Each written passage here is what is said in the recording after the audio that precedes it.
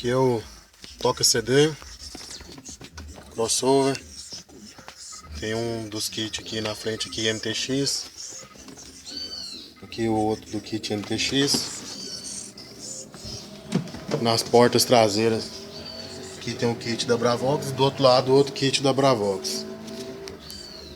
Aqui tem a SD 2000, a banda para tocar a voz, e aqui os crossovers do kit.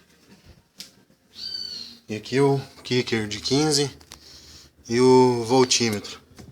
Aqui embaixo aqui vai a bateria Unipower de 200 amperes. Agora eu vou ligar aqui, aumentar o som para vocês escutarem o som.